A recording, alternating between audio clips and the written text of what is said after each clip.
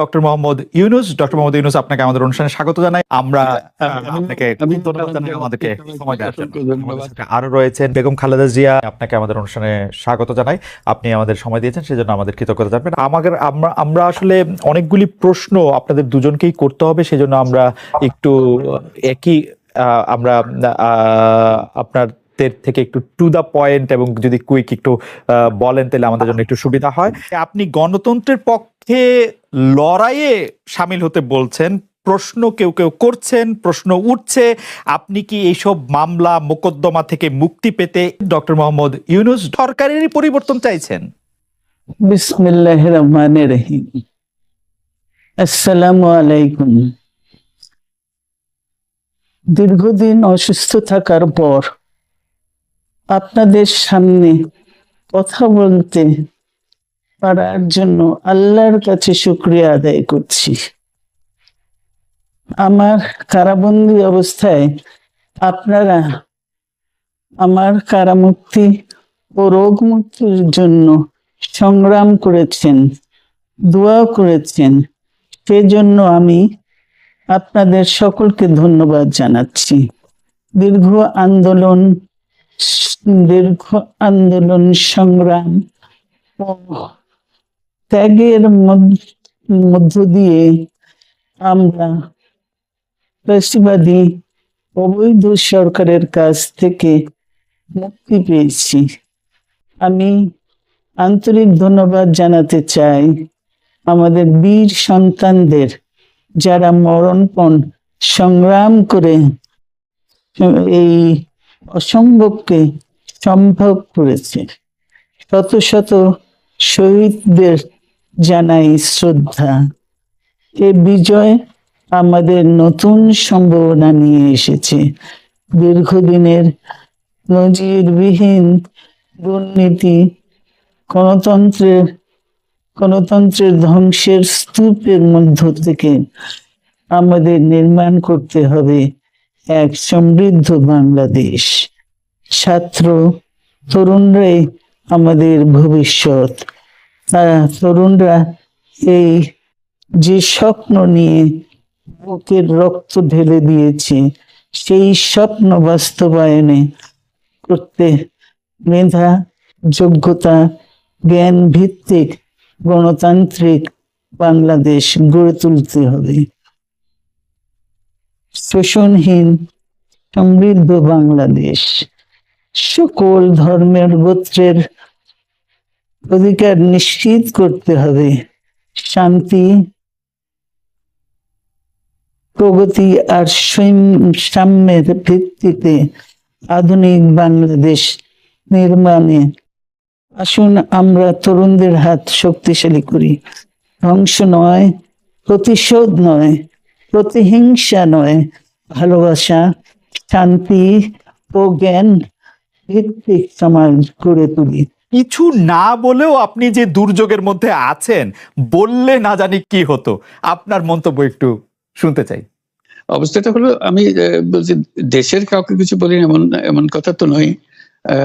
বাইরে বিদেশেও যে সবাইকে যে সাদরে নিয়ে আসি তাও না, তাদেরকে অনেক শর্ত দিই আমার এই কথাগুলো লেখার ছাপানোর আগে আমাকে বলতে হবে, যাতে আবার এমন কোনো কথা শব্দ এমন থেকে না যে আমি আর বিপদের সম্মুখীন হবো। আমি শুধু বিপদ থেকে দূরে থাকার জন্য এটা করছি, কারণ আমি চারদিকে বিপদের মধ্যে আছি। আপনি যখন বলছেন যে গণতন্ত্র মানবাধিকারের পক্ষে এক কণ্ঠে কথা বলার আহ্বান আপনি জানাচ্ছেন, আপনার কাছে কি মনে হচ্ছে যে গণতন্ত্র মানবাধিকারের পক্ষে এখন বহু পক্ষ বহু কণ্ঠ, এটা আসলে এক কণ্ঠে কেউ বলতে পারছে না বা সাহস পাচ্ছে না বা বলছে না, এরকম আপনার মনে হচ্ছে কিনা? আমার মনে হচ্ছে তাই, কারণ বলতে পারছে না তো, মুখ খুলে সব গণতন্ত্রের কথা বলতে পারছে না। কাজে সেটা বলা, এক বাক্যে বলা, পরিষ্কার কণ্ঠে বলা, এটা আমাদের সবার দায়িত্ব, তো জাতীয় দায়িত্ব এটা। যে না হলে গণতন্ত্র বলে কিছু থাকবে না আমাদের জন্য, আদৌ গণতন্ত্র বলে কিছু থাকবে না। আপনাকে কি তিনি তার প্রতিদ্বন্দ্বী মনে করেন, নাকি সত্যি তার কাছে এমন কোনো তথ্য রয়েছে যে আপনার বিশাল কোনো রাজনৈতিক অভিলাষ রয়েছে? আপনি কি রাজনৈতিকভাবে তার প্রতিদ্বন্দ্বী হয়ে উঠছেন বলে তিনি আপনাকে অপছন্দ করছেন, না কি কারণে, আপনার কি মনে হয়? আমার মনে হয় উনি মনে করেন যে আমি দেশের সর্বোচ্চ ডাকু, সন্ত্রাসী, কিংবা আমি অপরাধী, আমি সেরা চোর এই জাতীয় জিনিস মনে করেন, কাজে সেগুলো ব্যাখ্যা করেন উনি তার মাকে, এমন এমন সব কটু শব্দ ব্যবহার করেন যাতে মনে হয় যে আমার সম্বন্ধে তার ধারণা খুবই খারাপ।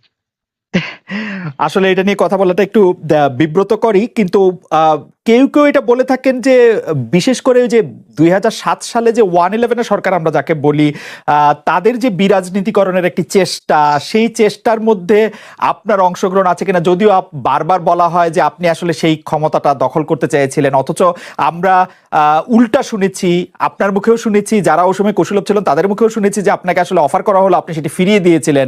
কিন্তু কেউ কেউ আবার বলে থাকেন আপনি একটা লম্বা সময়ের জন্য চেয়েছিলেন। এইটি কি একটা কোনো কারণ হতে পারে? এই ব্যাপারটি কি আমাদের দর্শকদের জন্য মানে বা ইয়েদের জন্য একটু আপনি পরিষ্কার করবেন যে আপনি আসলে রাষ্ট্রের সর্বোচ্চ ক্ষমতায় বা রাজনীতির জায়গায়, দেশ পরিচালনায়, সেগুলিতে আপনি আসলে আসতে চেয়েছিলেন কিনা, চান কিনা, বা ওই জায়গা থেকে? যদি চাইতাম যদি চাইতাম, তখন যখন মিলিটারি আমার বাসায় এসে বসে রইল সারা রাত আমাকে রাজি করানোর জন্য, আমি তো লুফে নিতাম। রাজি করানোর জন্য বসে থাকতে হবে কেন? আমি যদি ক্ষমতাই চাইতাম বলে আর চলেন চলেন, কি করতে, কি কোন জামাটা পড়তে হবে দেখিয়ে দেন, এখনই যাচ্ছি। আমি তো সেটা করিনি, তাদের সঙ্গে তর্ক করেছি, সারা রাত ধরে তর্ক করেছে যে না ভাই আমাকে দিয়েন না, আমি এই কাজের উপযুক্ত না, আপনারা অন্য লক্ষ্য যান। তারা আমার উপরে মন ঠিক করে ফেলেছে আমাকে নিতে হবে। আমি বারে বারে বলতেছি তাদেরকে, তারা নিরাশ হয়ে ফিরে গেল, বললো যে সকালবেলায় আবার আসবো, সকালবেলায় আসলে তখন আপনি আমাদেরকে বলেন যে রাজি আছেন। ঠিক আছে, তা না হলে তো আমি সঙ্গে সঙ্গেই রাজি হয়ে যেতাম। কে ছাড়ে যে আপনাকে দেশের পুরো সরকারের প্রধান হবার জন্য আহ্বান জানাচ্ছে, বাংলাদেশে এরকম কয়জন মানুষ আছে বলবো যে না আমি এই দায়িত্ব গ্রহণ করব না? আমি তো করলাম সেটা। এখন আমার নামে বলা হচ্ছে 10 বছর ছিল, আমি বছর দিয়ে তো পুষ্টই উঠে না। তারপরে এরপরে তো কয় বছর কয় কাণ্ড, আমি 10 বছর দিয়ে কি করবোটা কি? আমি 10 বছর দিয়ে, আমি তো বলছি আমি এই কাজের জন্য নই। দেশে আমার দেশ পরিচালনা করা আমার দায়িত্ব না, আমার কাজ না, আমি জানি না এটা কিভাবে করতে হয়, আমি যেটা জানি সেটা করি। আপনার হাত দিয়ে যখন গ্রামীণ টেলিকমের প্রতিষ্ঠা হয়, তখন এর আয় থেকে আপনি গ্রামীণ ব্যাংকের সদস্যদের জন্য ব্যয় করার কথা বলেছিলেন বা ভেবেছিলেন। আপনি গ্রামীণ ব্যাংক থেকে চলে আসার সময় বা ওই আগে পরে আমরা দেখেছি যে সে আর্টিকেল অফ অ্যাসোসিয়েশনটা আসলে ওই একই রকম নয়, বদলানো হয়েছে। তো গ্রামীণ ব্যাংকের বা গ্রামীণ টেলিকমের এই বেনিফিশিয়ারি থেকে গ্রামীণ ব্যাংকের সদস্যদের আসলে বাদ কেন দেওয়া হয়েছে? মানে এইটার পিছনে কারণ কি? এখন গ্রামীণ টেলিকমের যে লভ্যাংশ তা কোন খাতে আসলে ব্যয় করা হয়, বা মানে যে আয়টা, মুনাফা, সেটি আসলে কিভাবে ব্যয় করা হয়? গ্রামীণ টেলিকম একটা স্বতন্ত্র প্রতিষ্ঠান। এটা কোম্পানিজ আইনের 28 সেকশন 28 দ্বারা সৃষ্ট। তার অর্থ হলো যে এটাকে আইনের ভাষায় বলে হচ্ছে non dividend company, guaranteed by limited by guarantee. কাজে এটার কোনো মালিক নেই। কাজেই মালিক যেহেতু নাই, এটা তার নিজের নিয়মে যারা গ্যারান্টি দিয়েছে, যারা গ্যারান্টির পরিমাণও খুব সীমিত, লিমিটেড বাই গ্যারান্টি, এটা 1000 টাকা। মানে যদি যত তোলপাড় হয়েও যায় কোম্পানিতে, বহু পাওনা থেকেও যায় লোকজনের, যারা এটার পরিচালনা পরিষদে আছে তাদের দায়িত্ব হবে 1000 টাকা পর্যন্ত, এর দায়ী থাকবে 1000 টাকা পর্যন্ত, এর বেশি তার দায়িত্ব থাকবে না। কাজে এত সহজ সরল একটা জিনিস। তো সেটাই হলো গ্রামীণ টেলিকম। গ্রামীণ টেলিকম তখন একবার বলেছিল যে তাদেরকে কিছু কিছু সহায়তা দেবে এটা অর্জনের কাছ থেকে। এটা তাদের নিজস্ব সিদ্ধান্ত, এটা কারো চাপারও সিদ্ধান্ত না। যে সিদ্ধান্ত, সেই সিদ্ধান্ত অনুসারে সেই সমস্ত যে পরিমাণ টাকা তারা বলেছিল দেবে, এখানে দিয়ে যাচ্ছে। এই পর্যন্ত 500 কোটি টাকার উপরে দেওয়া হয়েছে এই সাহায্য সহায়তার থেকে। কাজে ওইটা যে আমরা গ্রামীণ টেলিকম এটার থেকে পৃথক হয়ে গেছে, তার যে কথা দিয়েছিল, কথা পুরো, এটা একটা কথা দিয়েছিল, এটা পূরণ করছে না। এটা আইনগত কোনো যে আইনে বাধ্য হতে আপনি দিতে বাধ্য হবেন এরকম কিছু ছিল না। কাজে এই ধরনের বিষয়টা এই টেলিকমের বিষয়ে বলা।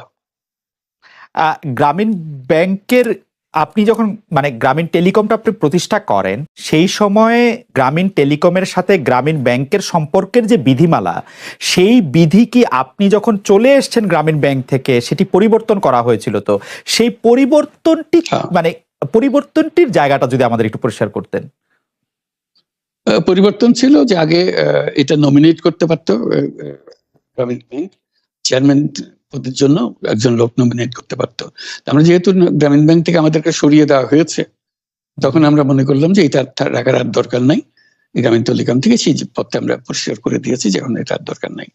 এইটুকু পরিবর্তন হয়েছে, এটা ন্যায়সঙ্গতভাবে পরিবর্তন করার ধারা অনুযায়ী যা যা করতে হয় সেটা করা হয়েছে। এতে তার ইচ্ছা বা তার কর্তব্য, তার করণীয় যে অবজেক্টিভস আছে, কোথাও পরিবর্তন হয় নাই।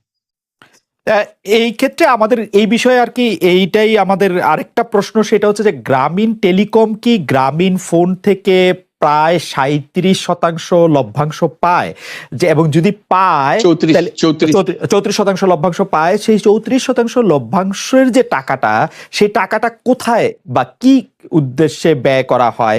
সেই সামাজিক ব্যবসায়, যেটি আসলে আপনার পেটেন্ট করা সোশ্যাল বিজনেস, সেটির কাঠামোটা আসলে কি বা সেটি কিভাবে আপনি করেন?